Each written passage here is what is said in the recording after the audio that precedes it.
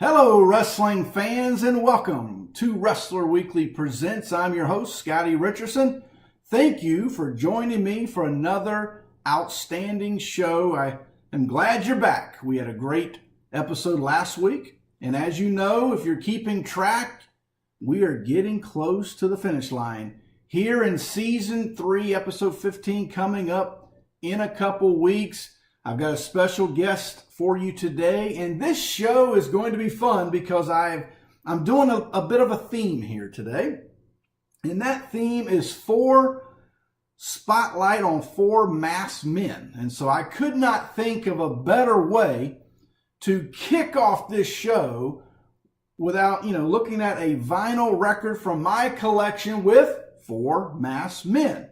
And so here we have Rock and Roll Over from Kiss 1976 with Starchild, Space Ace, The Demon, and the Catman.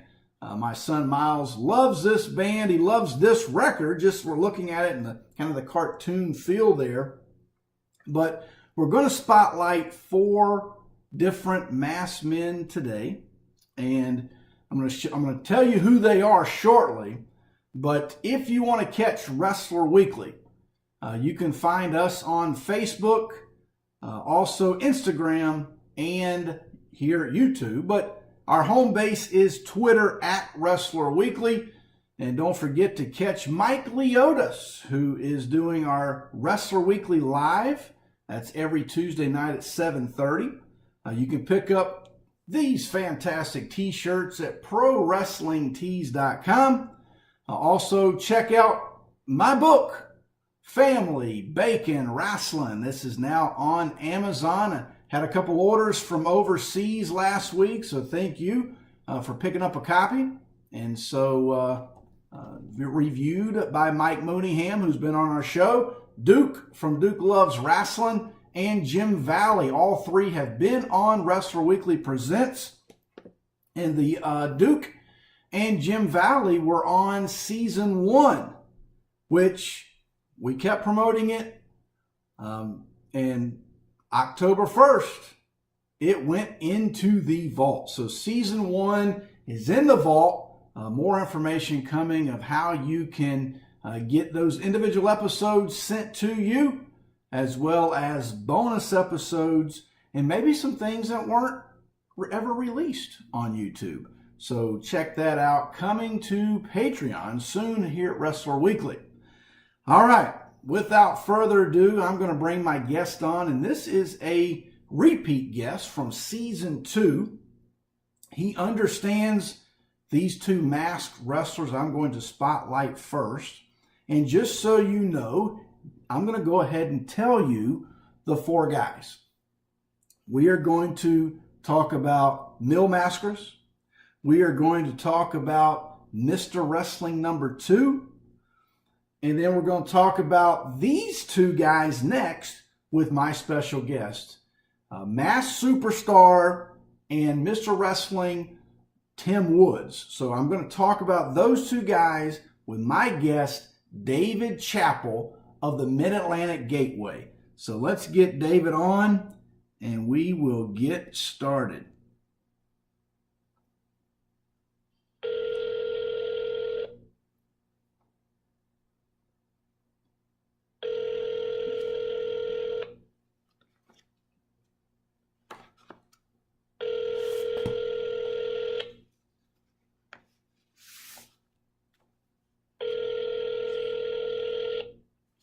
David, are you there?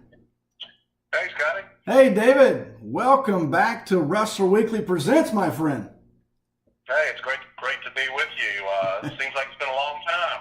It has been, it feels like. David, you and I had, last time we got together back in Season 2, I think if we would have let the recorder go, we would have done about a 3-hour show. Yeah, we'd probably still be talking. Man, how you been? Doing great.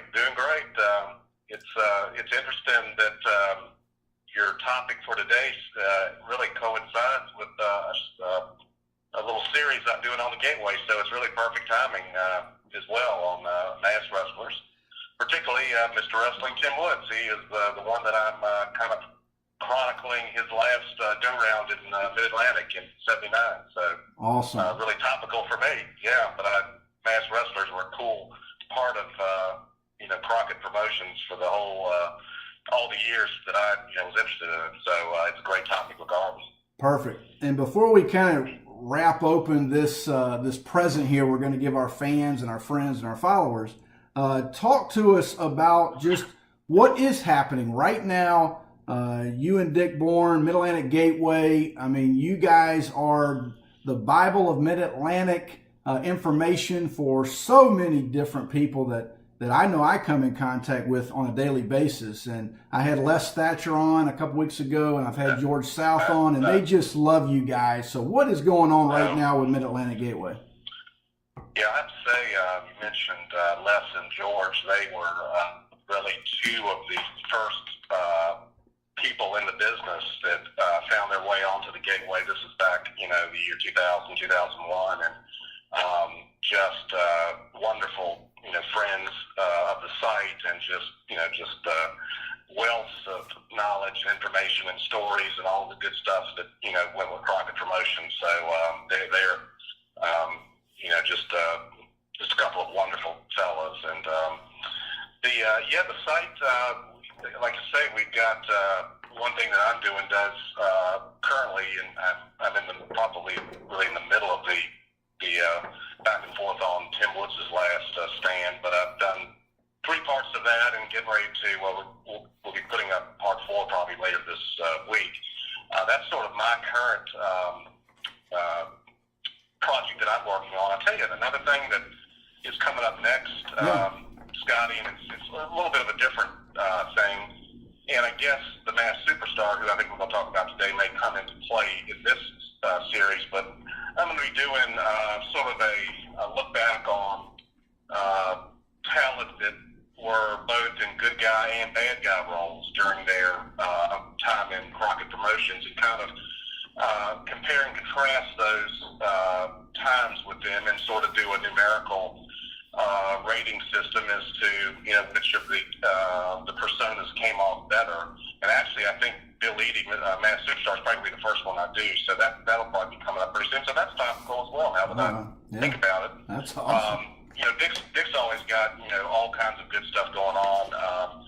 One thing I'd like to mention that collaboratively, Dick and I have done a follow-up. We did a chronicle of the year 1975 several years ago, and we have gone ahead and taken the next year, 1976, and done basically the same thing. So anybody that's interested in just a sort of a year-long historical trip down memory lane in the mid-'70s, the 1976 book, which is available now, it does exactly that. I mean, we pretty much just poured everything we had for that year and put it in book format, although Dick does a wonderful job of making it readable and really colorful with the photographs and the clippings. We actually have all 4 issues of the Mid-Atlantic magazine for '76 within the book itself. Awesome. So it's really if you're into sort of that type of historical look back, it's really, really good. So I would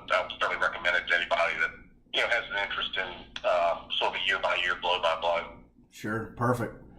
Now, before we jump into Tim Woods, I wanted to get your at least let our fans hear from you, because I know you and I've talked about this before privately, but on one of my episodes, and I can't remember if it was with Mike Mooneyham or an earlier one this season, I gave a shout out to one of my heroes, and I always finish Wrestle Weekly Presents with "Until next time, fans, so long for now." And you and I both know that is a line from Bob Caudle. So talk to the fans just how special of a man Bob Caudle is. Bob is just it's amazing,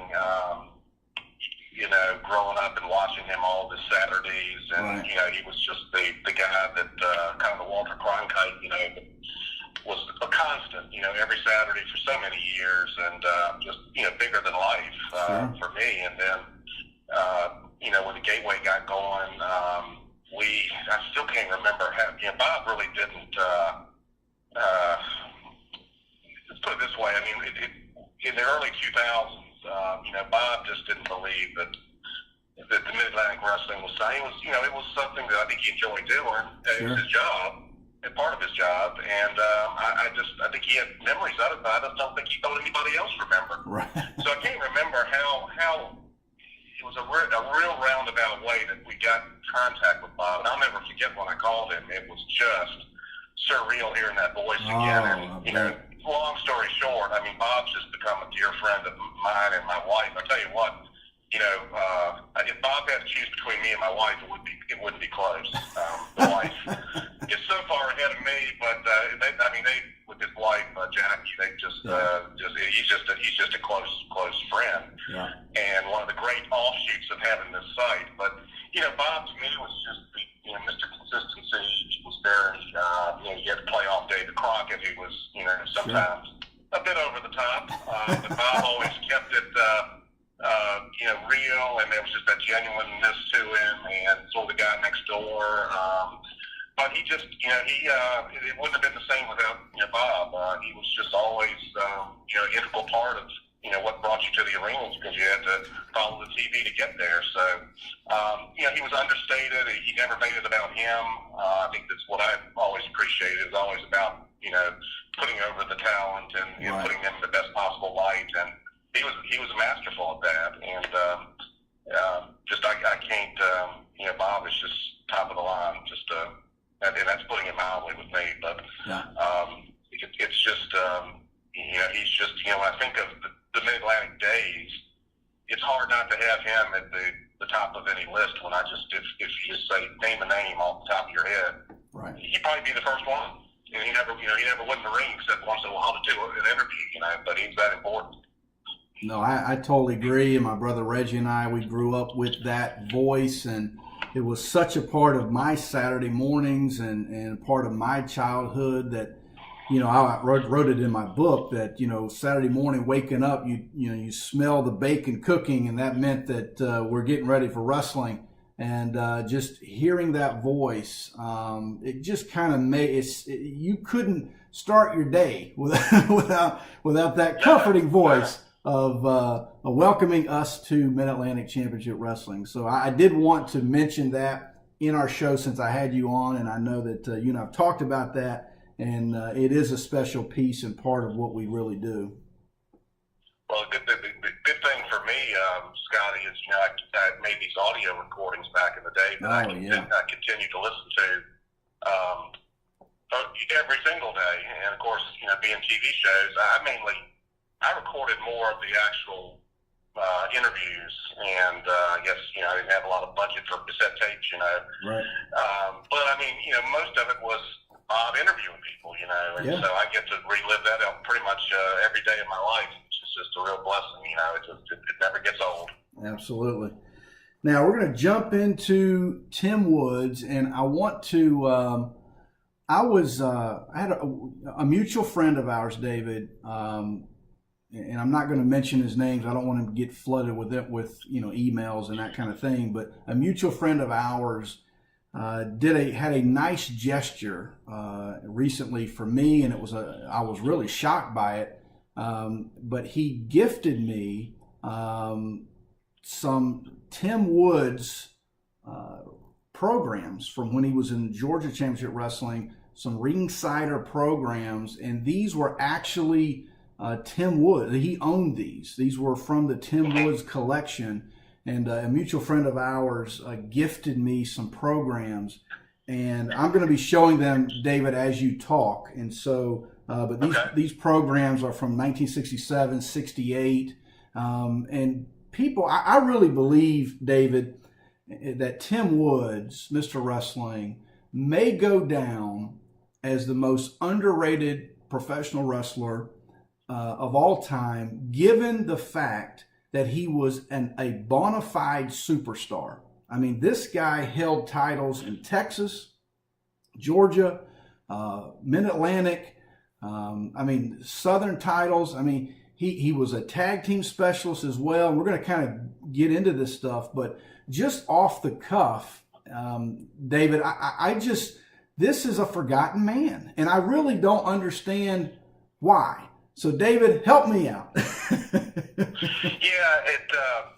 Tim, unfortunately, passed away early. I think he passed away really before the Gateway got going, and he would have certainly been, somebody that, oh my God, he was involved in so much stuff, so many different kinds of things, and it would have been wonderful to have some interaction with him. Although we're lucky enough to know some folks that did have that good fortune. Sure. But you mentioned, I think the programs you're talking about, 67, 68. Well, I told some folks this. One of my earliest real strong memories of the Crockett shows, and they were called All-Star Wrestling back when I really started remembering watching it in the late 60s. Tim Woods was one of the guys. I mean, he was Mr. Wrestling then, so he had the white mask, but he was in Crockett in 69, pretty much all of 1970 and a little bit of 71 if I recall. But to this day, I mean, that's one of my earliest memories. Was him and Sam Steamboat teaming up as a tag team and battling some, for a 10-year-old or a 9-year-old at the time. I mean, these people, these bad guys were just scary as you know what. Oh, yeah. And to see this guy, all white, literally and figuratively. I mean, he was a good guy, and battling these monsters, it did. It really made an impact on me. Yeah. And so he's actually one of my my earliest wrestling memories. But pretty much through the 70s, and one of the reasons I'm doing the Last Stand part of it is that this piece I'm doing for the Gateway is because that pretty much ran out right when the decade of the 70s ran out. Right. And for me, Tim Woods was pretty much a constant, for the decade of the 70s. So that's sort of, he had different, time frames that he came in and out, and certainly had different things with the mask, not having the mask, and that kind of thing. But, I agree with you. I think he was definitely underrated. And it's a little hard to, and I thought about that as well, to put your thumb on it completely. I think, part of it is that he was not necessarily the most charismatic guy or necessarily wooed anybody to the extreme, on the mic. However, he was good, and in fact, I remember when he in '75 when he came back after Johnny Valentine had broken his leg the year before, came back, and he had as much fire and was about as believable that he was going to get revenge on Valentine. That anybody that I've ever that one program, he showed there that it just really took hold. Now, unfortunately, that program ended prematurely with the plane crash. And that's another part I'd like to see is how he handled that plane crash. Oh yeah. But I think he was very smooth in the ring. I mean, he wasn't a monster as far as physicality, physical presence. So he didn't have that. He again was not, extremely over the top on the mic. So I think in some ways he was so smooth in the ring that it almost hurt him in a way as far as getting maybe some of the notoriety later on. And the other thing is that he transitioned between tag team and singles pretty effortlessly, but he sort of had both of those, so you can't really put him as the great singles guy, the great tag guy. He did both well. And the other thing is he took his mask off and on, which again was unique, but it didn't necessarily. Sometimes you saw him as Tim Woods, and sometimes you saw him as Mr. Wrestling, and so I think that may have also had a little part into why maybe years later, people don't maybe appreciate him like they should. But he could do it all. He really could. I think probably the bottom line was that he didn't have that flamboyance Right.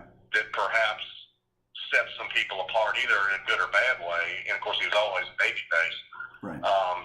That probably all those things combined maybe just kept him under the radar a little more than he should have been. And now I think years gone by, I think that's probably magnified. I don't think he gets the. I plead guilty to it. In fact, I was actually talking to the friend. Having some interaction with the friend you mentioned, and it dawned on me, and this probably makes your point. As we were talking, to him, I was saying, I've never really done anything on Tim Woods. And I think that goes to show, as big as he was, he'd never, in 20 years almost, I'd never really done a piece on it. Yeah. So I think, and that kind of speaks volumes. As good as he was, he really didn't get the acclaim he should have, and still doesn't. So hopefully I'm trying to make up for that a little bit, Scotty, but it's maybe too little too late, but I'm trying. Yeah, and I had shown the fans here earlier another Ringsider. This one is from 1973, and it's a classic one with Tim Woods with the Mr. Wrestling mask, but it's been ripped open, and he's got a black eye, and he just looks real tough. And a fan on our Twitter had used that as his profile picture. So I reached out to the fan, and we were talking, and he said the same thing, that he made Mr. Wrestling his profile picture, and he's a big fan because he is a forgotten man. And it's funny because I went across was looking at some magazines in my collection, and I came across a PWI 500. This is from a few years ago, and Tim Woods was ranked like 394 out of 500. And we're talking about a guy that, again, has won major titles in pretty much every promotion and territory he was in. And then when you combine with the tag team, he was World Tag Team Champion with Dino Bravo. And so I'm going to show a couple Mid-Atlantic mags, David. One is where Tim Woods is sitting, got the mask on, the white polo, the white pants, the brown belt, and the brown leather shoes with no socks, sitting on the motorcycle. Yeah, I think that was maybe 78. I can see the picture right now. It's in one of the photo albums, wasn't it? Yes. Or it may have been part of an article. I definitely remember that outfit he had on. Yeah, it's the one with Blackjack Mulligan and Dick Murdoch on the cover. Right. Okay, gotcha. Yep.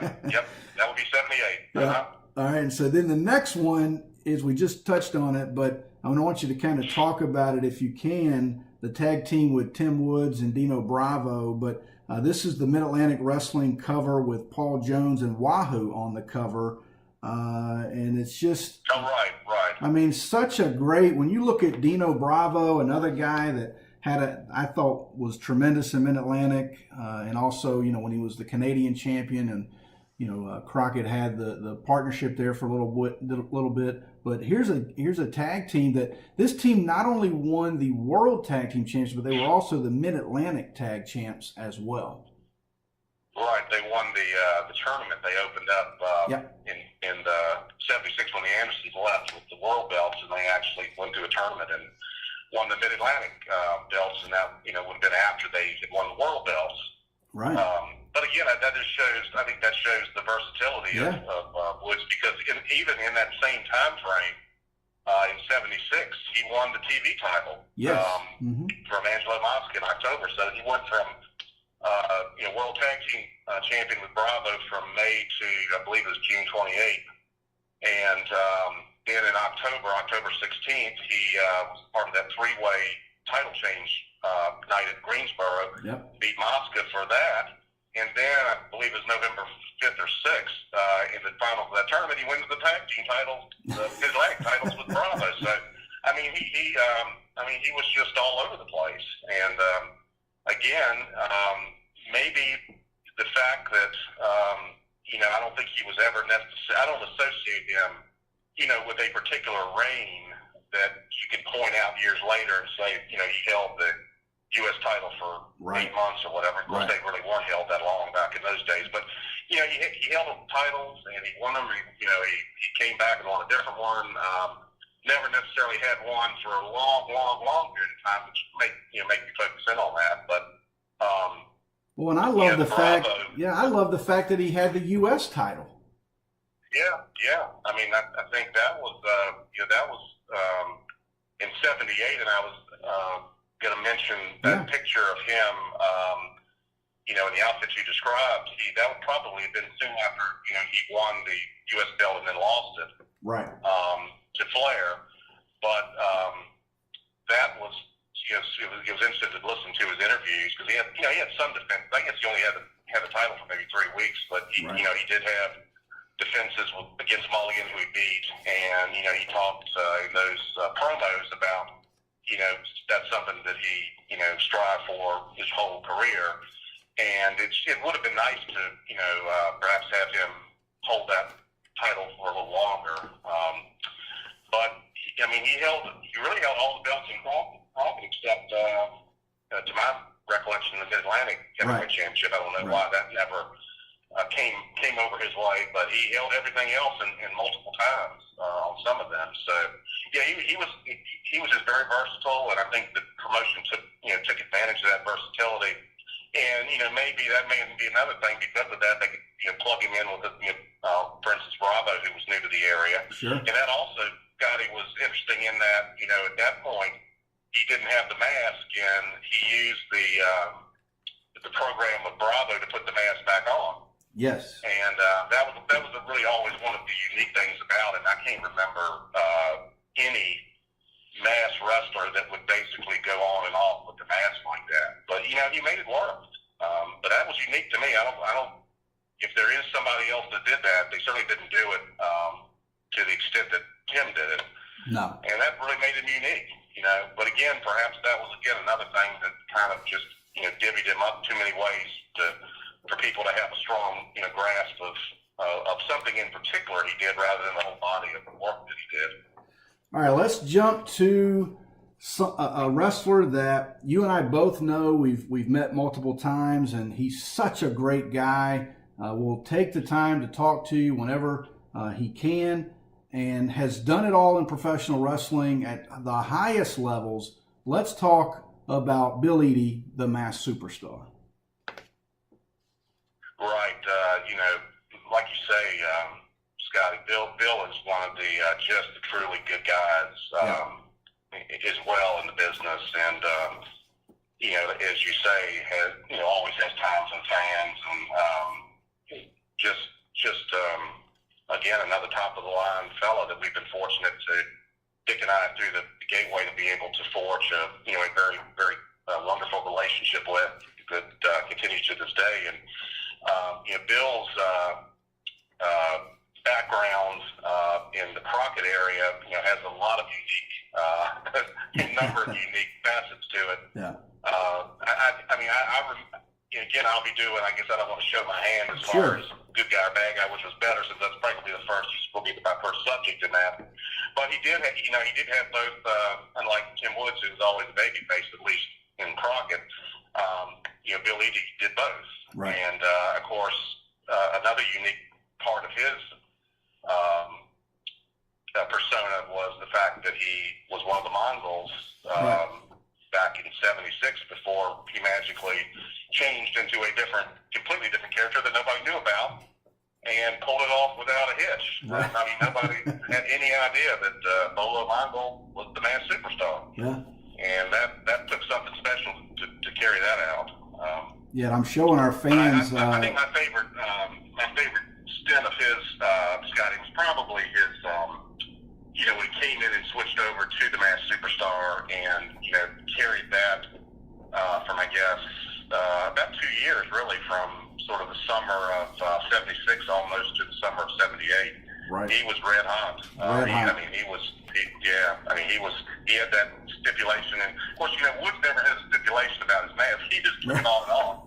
But, more conventionally, Bill had the, if I lose, I'll take it off, and I'll pay you $5,000. That was more of the type of thing you got from masked guys back in the territory days. And he had that. And, he had some great matches with Mulligan, and, he had the feud with Igor in that early part. So, he was awesome. He was sort of the the intellectual heel, but boy, he was athletic and good.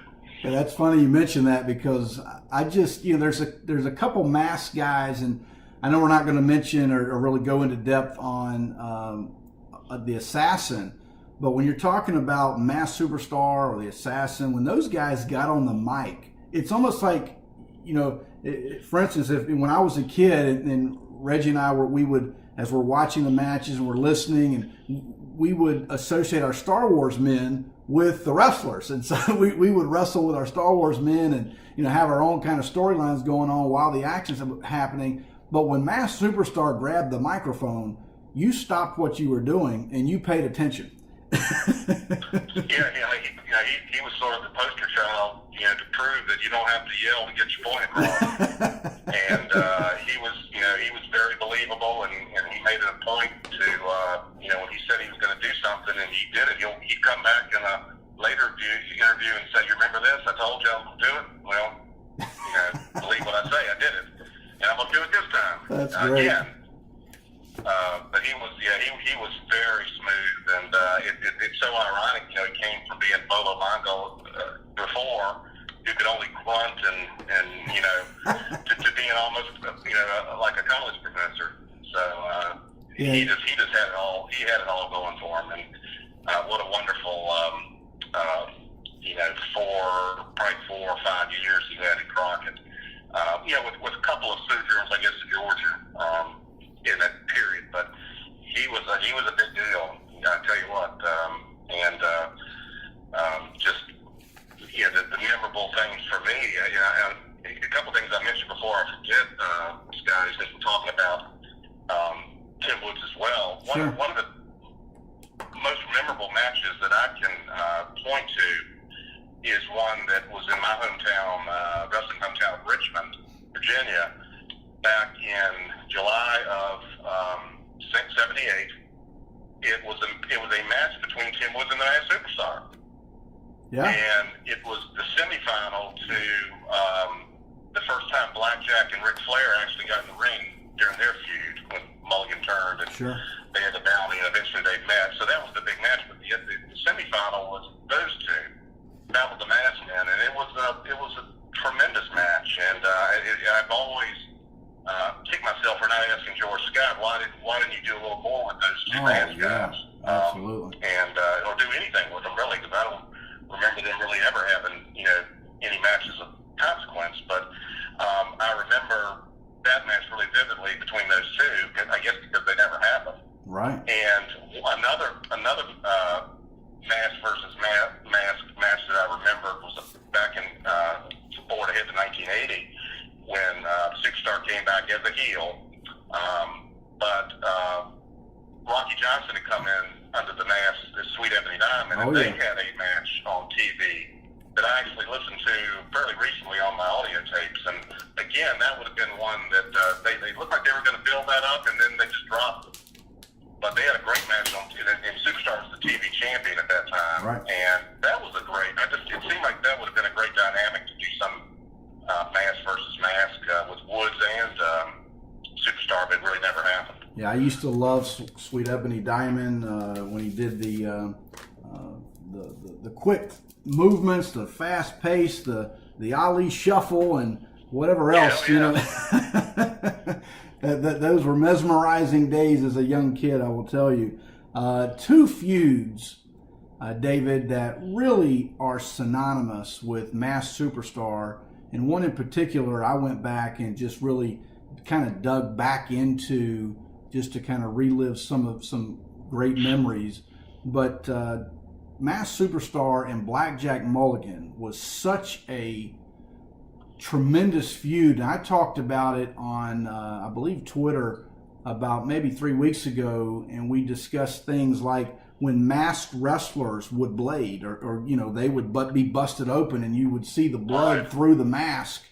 And Masked Superstar, even down to the second feud that I want you to touch on, is one that I know you love, which was the Masked Superstar Paul Jones, and the mask is cut open, exposing the hair, in the in the program which you love, which is the one with Greg Valentine in the trophy case.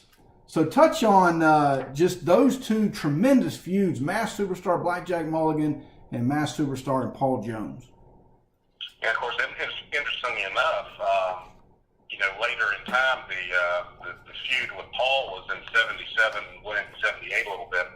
But, by 1980, they teamed up and won the World Tag Team title. That's right. So, go figure, I think the one that stands out, way above everything else for me is the Mulligan Superstar feud over the bounty that Ric Flair had put on Blackjack's head when they had their split. And I guess that thing ran from May-ish to September of '78, and towards the end of it, and both Blackjack and Bill had both told us really the same thing, that it was such a good matchup that George Scott, and this was mainly in the summer of '78, so it was hot, had those guys wrestling 60 minutes, and it went to 90 minutes, and it went to, specialty matches that ended up in a cage, and then a cage with George as the referee, and, a lot of them went Broadway, and it just was, they were brutal, and both of them told me during the course of that summer how much weight they lost. Wow. Just because of being in the ring for so long and basically sweating the pounds off. I mean, it was just, either Bill or Blackjack, or maybe both, told me that they even had trouble with their gear being too loose because they lost so much weight that summer. Unreal. But like you say, the blood just sort of added to the just the brutality of it. And neither one of them, particularly Blackjack, he'd be the first to tell you wasn't the gazelle in the ring. Right. Bill had some of that in him, but they made it work. It was just, it was the classic, fights. And this is not going to be a wrestling match. This is going to be a fight. Well, that's what they were. And most towns got at least 2 or 3 versions of it.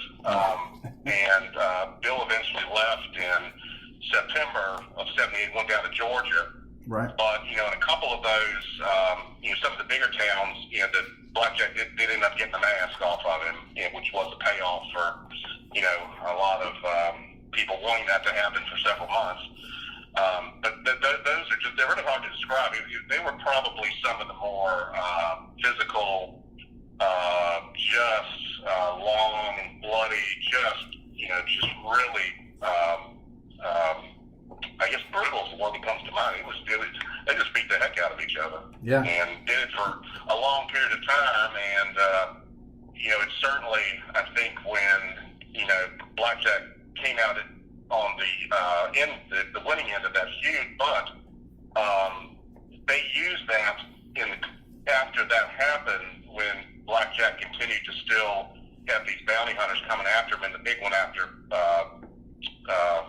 Bill, the Superstar, was John Studd. Yes. Mm-hmm. And it was always, they harkened back to the matches, taking so much out of Blackjack, and sort of gave a little bit of cushion when Studd, put him out for a while. So they used that. They used those program, that long program, even after Superstar left the area. But that was the one to me that stood out. The one with Paul was actually the Superstar had come out of that long program with the Mighty Igor, which actually people really took to that. And I remember doing I think an 8 or 9 piece Gateway article on that feud, and I was very surprised how many people really loved that feud. But it went a long time, and Paul's situation came after Igor's feud ended. That would have been probably September of '77, October. I think in Greensboro, that's when they had the issue where Superstar, Paul went for his mask, and got it partially. You could see the hair coming out of the mask in that picture, but that was the deal where where Bill cut Paul's hair, and they played off of that for quite a while with it was probably, knowing Paul, it was probably legitimate embarrassment, having that hair not looking very good. Right. But they, that one, that was not quite that one was not quite the feud it probably could have been. Right.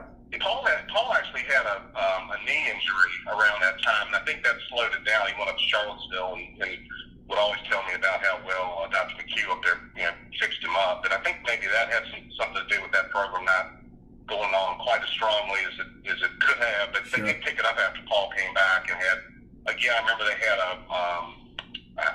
they had some sort of blow-off matches in '78 for that. But it was just, again, kind of a dastardly deal where the superstar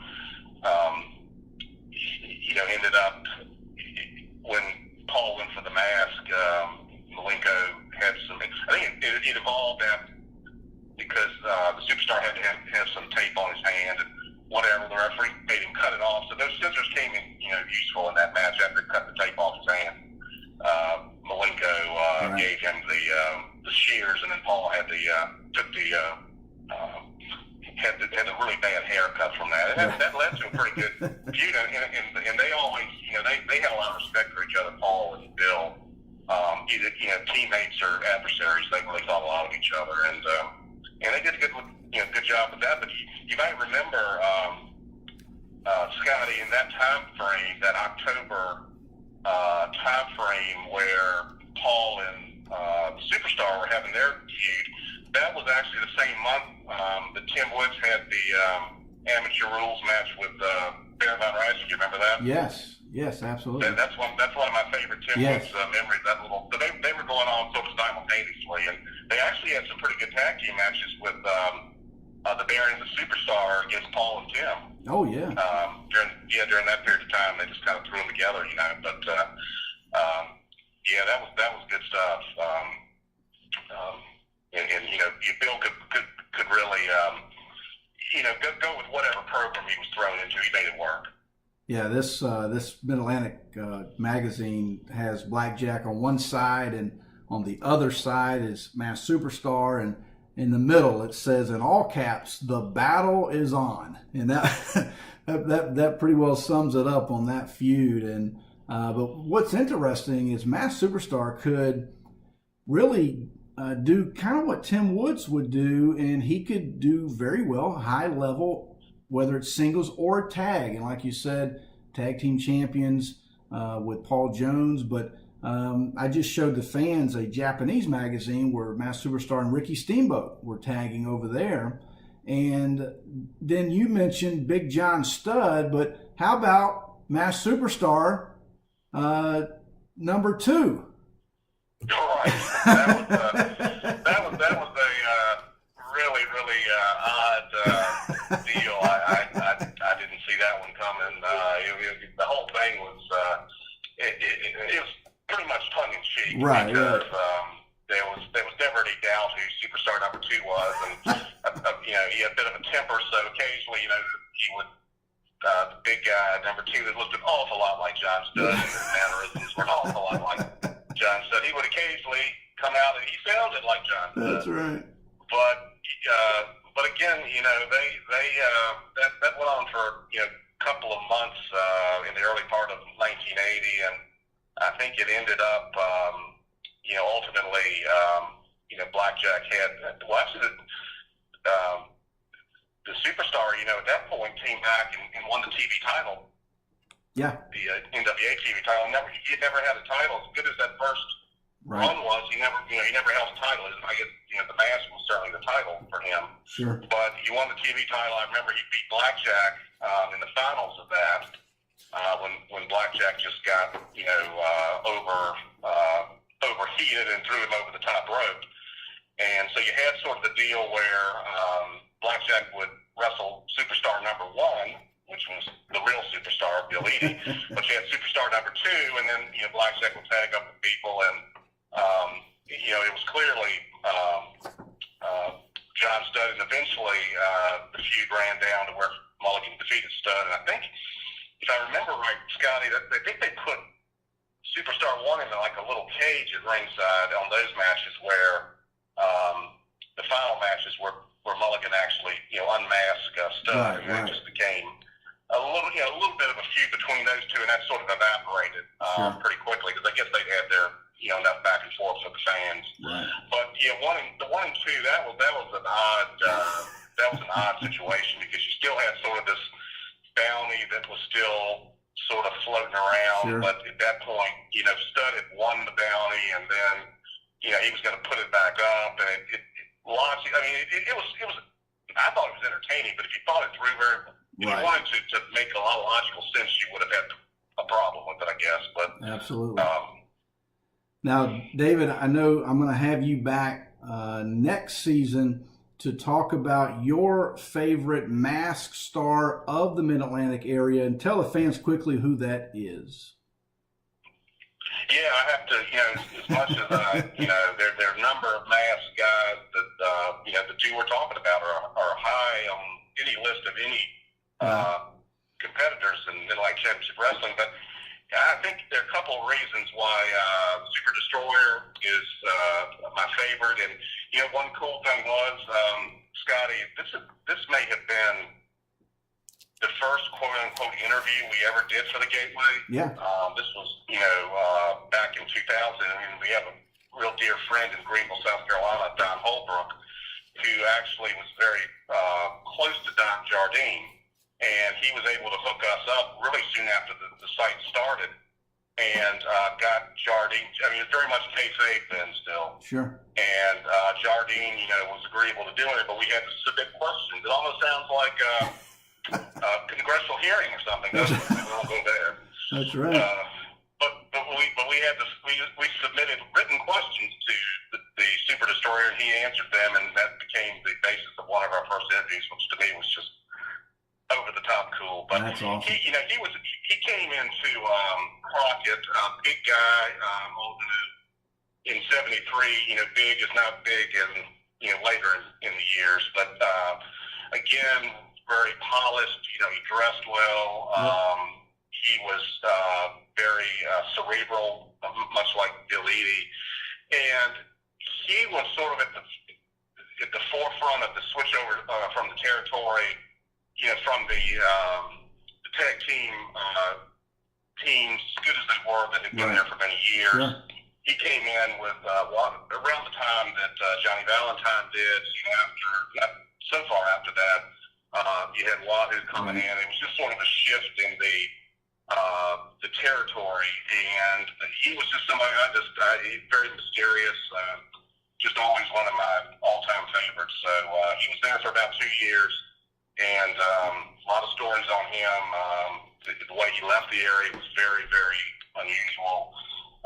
During the time period he wrestled a world champion, he promised to again take the mask off if he was ever beaten or had to submit, and that limited some of the finishes that they could have with him. But boy, he was my favorite. I have to say, and that'd be great. I'd love to do a show with him. Yeah, we are. Yeah, he can be in the focus. Oh, absolutely. And I think he's another one that is remembered maybe more so for being the spoiler. Sure. In other locations, Texas, Georgia, even into he even went into the WWF. Yeah. And the transition years as a spoiler. But I think he gets forgotten a bit as the Super Destroyer in the Mid-Atlantic. So really, that to me, he was one of the real reasons that the territory took off. He was one of the early reasons that I think set it on a path that people really kind of took to, in several years down the road. Absolutely. And we're going to do that and look forward to having you back. And David, again, tell the fans where they can get all of your upcoming articles and past information from your and Dick Bourne's great minds. Well, at least that's partially true. Thank you for all the kind words. Our site is, the website now, it's a blog format. Sure. We did for years a earlier version of the site, which luckily is archived, and there's a link to the old site, including a bunch of old interviews, including Don Jardine. Awesome. Unfortunately, we can't do Tim Woods, but I believe the Masked Superstars, his interview, I believe 2003 or 4 is on the archive site, which I thought was really a good interview. But it's Mid-Atlantic Gateway.com. Just visit us on the web, and I guarantee you, if you haven't been there before and you're a fan of territory wrestling, particularly in the Carolinas, but pretty much any territory, I think you'll be blown away by the amount of content, the types of things we've been able to do with the site over the years, and just please come and spend some time. I think you'll truly enjoy it. We again currently, we'll be doing it'll probably be 6 or 7 parts before I finish with Tim Woods, because it's 20 years. You really making me feel bad in a way, guys, because I haven't done anything on Tim Woods, and I sort of made myself feel better because I started on this project, but now you've rekindled this guilt. But I know you didn't mean. Well, we do what we can here at Wrestler Weekly. We do what we can. It's not in my lawyer job. It's not a specific intent crime. So we'll live in the jail time. But right. Yeah, I mean, he really, omission that really occurred for far too long. But I'm on part 4 of him now. Hopefully we'll get that up this week. Probably get 7 or 8 parts. That's awesome. And that sort of is my current project. And then I'm going to again segue to do the sort of good versus evil, which was best. And Bill Eadie actually is going to be my first person, kind of comparing and contrasting man superstar good guy versus man superstar bad guy. Which is better. Awesome. Yeah, and that's going to be fun. Of course, I'm going to do, a lot of the folks that did have runs as both over their years. So I think that'll be a lot of fun. So that's sort of what's coming up, for me on the site. Dick's always got, great stuff. We're doing some pretty cool stuff with action figures. We're doing poster updates. I believe there's something on the site now with Johnny Weaver, sort of reminiscing with him. But our big project of the recent month or so was the 1976 yearbook, which again is available through the site and through Amazon. Right. And it's a really from January 1st, 76 to December 31st, pretty much everything in between.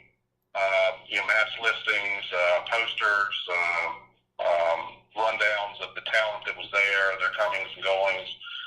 And again, the 4 episodes of the Mid-Atlantic magazine from that year are actually within the book. Awesome. So it really is if you're interested in that kind of a timeline for a year, I don't think you'll find any better. It's all due respect to a lot of folks who put out some good stuff. Hitting on some of the stuff, maybe match listings, certain other components, but not really everything like we have thrown in there. And I say thrown in there, Dick's done a masterful job of making it sensible and readable. So it's not like that you have to kind of sift your way through it. It's done chronologically and really easy read as well. So please check that out as well. But we over the years have just met so many great people. We continue to do it with the Gateway, and we're also on social media. We're on Facebook. Have a good presence there, and just basically, if you would, just do a search for Mid-Atlantic Gateway, and that'll take you to the Facebook page. And then we're on Twitter as well, at MA Gateway, and again, trying to keep a presence there, and certainly alert folks to new stuff that's coming out, so they can be looking for it. Well, and I appreciate how you guys have adopted me into the Mid-Atlantic Gateway. Absolutely, you're for better or for worse, you're lumped in with a couple of true believers, several of us. So welcome to the fraternity. That's right. And there's a couple things on the Gateway. I know that our show that we did in season 2 of Wrestler Weekly Presents is on the Gateway. You can check that out. Also, the article that I did on Ricky Steamboat and Jay Youngblood is on the Gateway, so you can check that out. So we have a great friendship, partnership, and I'm just really humbled to have you back on Wrestler Weekly Presents, and we've had an unbelievable, awesome time, David.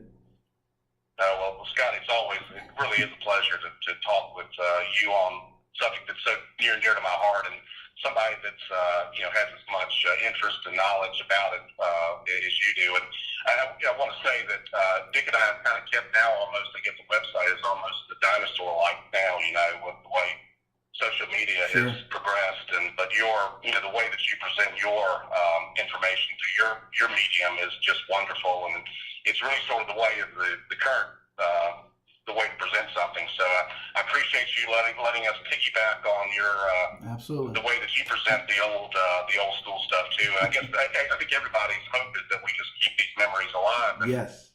Something like this, and just kind of coming to Jesus with Tim Woods and making sure he gets his due with some information on the gateway, and in combination with this, hopefully will turn some people on to what was a really great performer. And I think as you let off with this, really probably doesn't get the acclaim he should. Awesome. Well, David, thank you, and we will be in touch, my friend. Scotty, always a pleasure. You take care, and we'll talk to you soon. Thank you, sir. Bye-bye. Okay, thanks, sir. Bye-bye. Wow, fans, we have gone 53 minutes, and we're not done. We've got more show for you. Are you ready for more show? Because, what I could do is cut tape here and wrap this up. But if I did that, you would miss out on some of this stuff here. So I'm going to keep rolling. Don't forget Family Bacon Wrestling. You can find that on Amazon. And I wanted to, as David used the term piggyback, we're going to piggyback into Mr. Wrestling number 2. Here is Tim Woods, Mr. Wrestling 1 and Mr. Wrestling 2. This is the Ringsider from Georgia. And I'm going to go through, the way I'm going to do this is I'm just going to showcase kind of old school format, kind of what I did last week with Steamboat and Flair, but just want to showcase some of these things. Maybe you want to go pick them up and find those out there, and maybe it's a good Easter egg hunt for you. But check this one out. I mean, Tim Woods, we just talked about in depth, and what a great, David is so gracious and really has become a great friend of mine. So really appreciate him doing our show. But Mr. Wrestling 2 is a guy that I have said this, and this one is Wrestling Picture Book from 1978. I have said this before. It has caused some controversy, but I truly, oh, by the way, check this out. Masked Superstar and Mr. Wrestling that David just talked about. Wow, I just opened up this mag, and there it is. It's a Battle of the Mask as Masked Superstar takes on Mr. Wrestling. This is from winter of 78. This mag is signed by Mr. Wrestling 2, Dusty Rhodes, and Ken Patera. Another masked man we're going to talk about in a minute. Mill has not signed this. So, hey, fans, if you've got connections for me to get Mill to sign this and complete it, find a message, send me a message, Twitter, Facebook, Instagram, wherever you can get a hold of me. You can email me. You can do that as well. That's srichardson@wrestlerweekly.com. You can do that as well. But I've said this before. I think Mr. Wrestling 2, 1978, as popular as he was, could have had a run. I'm not saying a long run. Maybe give the man 5 days. But I think he could have been an NWA World Champion. 1978, this guy was unbelievable, red hot as far as popularity went. Here is the Ringsider. This one is signed by Terry Funk and Mr. Wrestling 2. And this could have been a match that we would have seen. This program, see if I can find a date here. Now here's Mighty Igor that David talked about. If you're unfamiliar with the Mighty Igor, that is one of a very popular wrestler for sure. Now here's a good picture. It says a mighty trio, Big Dust, Wrestling 1 and 2. Great tag team that we mentioned a little while ago. Here is the official magazine of wrestling, the Wrestling News. This is from November of 1982 and has Mr. Wrestling 2 on the cover. This is a Mid-South program, which, as you know, Mike and I are spotlighting. That's our monthly theme for October. Every day we've been going through stars from the Mid-South. And here is a PWI of Mr. Wrestling with the famous robe that, you know, his wife would make those, and his wife also made the robe for Tommy Wildfire Rich, the jacket. So I'll put a picture of that jacket if you have not seen that, the white one with the studs. That will be a fantastic one. Now, let me segue quickly. This is an IWA, and I tried to. Didn't want to interrupt David, but there is the Mongols from the IWA Bolo. But this is a rare IWA program from the Wrestling Parade. This is Mil Mascaras putting the IWA World Title up against Ivan Koloff, former WWF World Champion.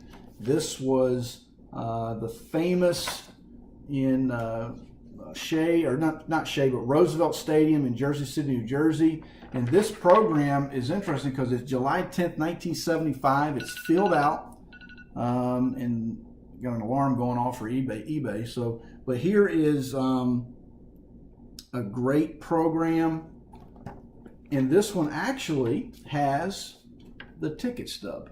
Now, I showed this in season 2, so if you have not seen that episode, check that one out. But remember, this wrestling album had, you could get this one in the mail, and there was the famous Mil Mascaras color pinup that you could get in this wrestling album. What else we got here? Mil Mascaras, best wishes autograph to me. My good buddy Nick from Tapped Out Wrestling Podcast Network saw Mil for me, got this one signed, and I saw Terry Funk, and he signed that one. That's with the famous Hollywood America's title. Mil Mascaras with the PWI poster. And while I hate to do this, but I want to just kind of see what is this alarm that's going off to see if I need to get this eBay item. 45 seconds. I might slip in and get this one if you don't mind. And then what I'll do is, if I do win it, I'll bring it back for our season finale and see if maybe I won it. So there's 30 seconds left, so I'll keep talking. Here is the wrestler. Mil Mascaras signed this May 7th of 16. It's got Bruno on the cover. So that is a classic. This is from November of 81. Mil was so popular, I could go on and on about Mil. He gets a bad rap from here lately. Let me 5, 4, 3. Let's put the bid in and see what happens. And did I win? It's thinking. Yes, I won. So congratulations, you've won this item. So I'll tell you what it is in a couple weeks when it gets here. But not bad. So here is, let me finish my line there.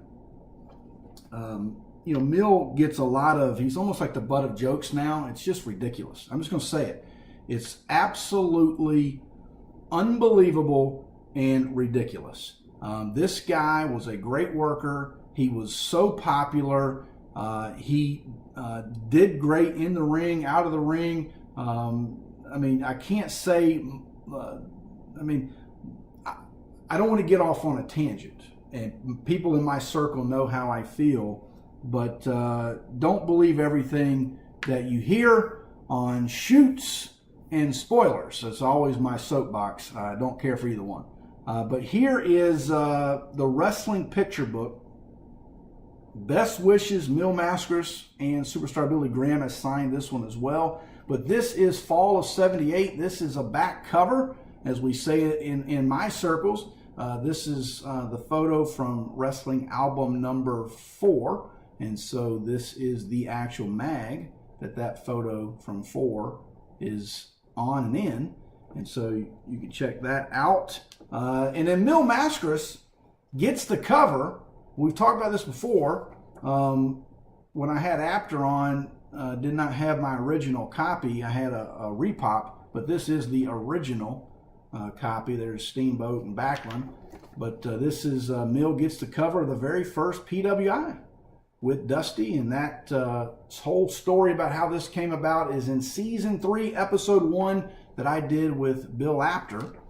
And by the way, that person that's going to help me find Mill to get that one mag completed, help me with this one, because I'm going to see Backlund in November, and then I need Mill, and then we'll have a completion here. So if you can help me with that, I would appreciate it. And then last but not least, I love this thing. I picked it up last year. This is a paper. It's a magazine, but it's kind of a newspaper feel.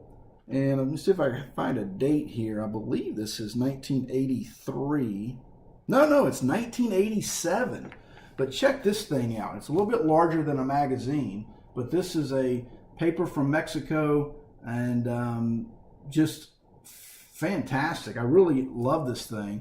And my last viewing of a Mill Mascaras. So we did a little speed, kind of went at breakneck speed, let's put it that way, to get through Mr. Wrestling 2 and Mill Mascaras to bookend our 4, what did I do with, here we go, to bookend our 4 masked men. Whew, that was a great Broadway we just did. And so if you want to pick this up, call my buddy Alex here in Raleigh at Raw Records. You can check out these hits such as Calling Dr. Love, Hard Luck Woman, I Want You, Ladies Room, Love 'Em and Leave 'Em, Kiss, Rock and Roll Over, 1976. All right, fans, another episode in the books. That means we've only got a couple more left, and it will be a wrap on season 3 here at Wrestler Weekly Presents. If you want to find us at Wrestler Weekly on Twitter, Facebook, Instagram, and find us here at YouTube, obviously. But then also check us out at ProWrestlingTees.com to get the t-shirts. And then Family Bacon Wrestling on Amazon. Check out Mike Leotis on Tuesday nights. Wrestler Weekly Live. And until next time, fans, as my good buddy Bob Caudle would say, so long for now.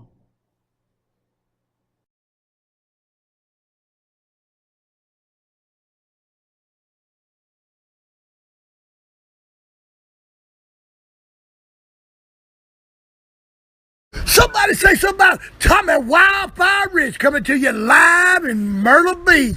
The waves are gusting and the breezes are blowing. Lord have mercy. Wrestler Weekly. Y'all better check this stuff out.